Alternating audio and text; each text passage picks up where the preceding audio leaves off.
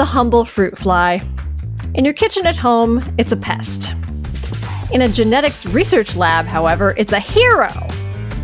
It's all a matter of perspective. Science works best when scientists are flexible, willing and able to consider a problem from multiple different perspectives. Nowhere is this more evident than in the field of evolutionary genetics.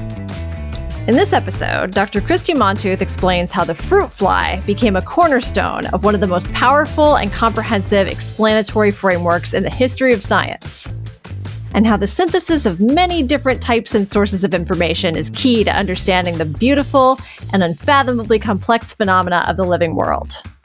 I'm Jocelyn, and let's get verbing.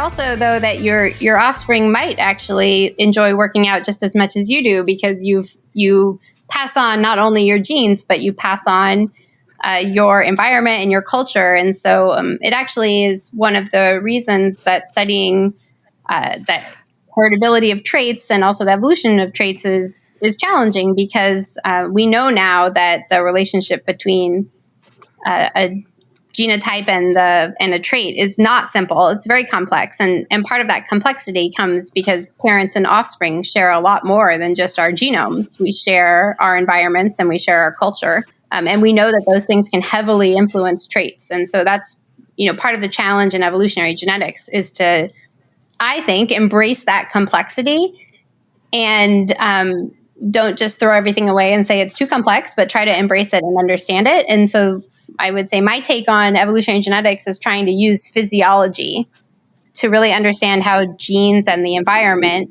interact with each other to affect traits. So you're looking at some epigenetics too, then? I haven't done much with epigenetics. I am interested in things called parental effects. So how mom may pass on things to her offspring that are in addition to her DNA. So things like in the early embryo, they're not making their own gene products yet. So they rely on the gene products that mom puts in the egg, and that can have a really big influence on that very early development. So we've studied that process a bit, but I haven't done too much with epigenetics.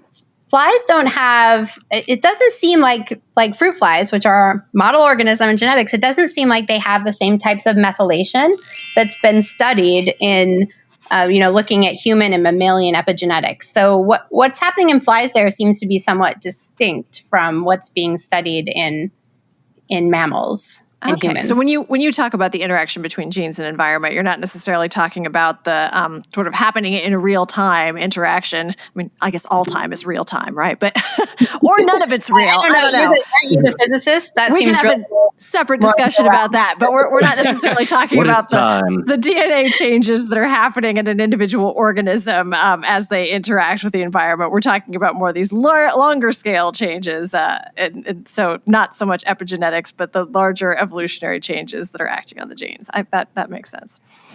Mm-hmm. And also when I talk about how a gene interacts with the environment, you can have two individual flies, let's say, can have the exact same genotype, but if you develop them under different conditions, they can express a trait differently. And we call that plasticity. And that's an area that I study. And that is something itself that can evolve and probably enables organisms to survive in variable environments. So if you think about the seasons, if you are a fruit fly or a butterfly or a snail or a paramecium, your biology runs at the temperature of your external world. And so that means in winter, everything is really slow, and in summer, everything is really fast. And yet these species populate seasonal environments. And so I'm interested in how, genetic information is influenced, the expression of that information is influenced by the environment. And that in itself can be an adaptive process. So organisms may change their physiology in ways that enable them to do things like overwinter. Ooh, is it a frog or is it a lizard? There's something that gets like super, super high blood sugar in the winter because basically it makes the blood, it's too saturated It's like to antifreeze. freeze. Yeah. Is that a frog? Yeah. So yeah, if you take a moment and think about how many organisms are ectotherms, meaning they're not mammals and they're not birds, they're not making their own body heat. It's a huge number of organisms, and they are surviving winter in, at higher latitudes. If you haven't thought about that before and kind of embraced how amazing that is, that you have organisms that are living in the summer here where it gets, it can be 100 degrees, and then in the wintertime where it can be 0. And that's pretty phenomenal. And that all happens not through genetic changes. That happens through the expression of different genes under different conditions that allow those organisms to survive in those very different environments. Wow. And I don't know if this is anything that you look into at all, but another thing that blows my mind that I know is an area of ongoing research is the fact that, every cell in our body has the same DNA in it, the same genes, and yet we have all of these, we have tissue differentiation. So a skin cell is acting in a totally different way than a cardiac muscle cell is acting in a totally different way than a pancreas cell that's secreting certain products, and so the fact that all has to do with which genes are being activated and expressed and how and everything too, right?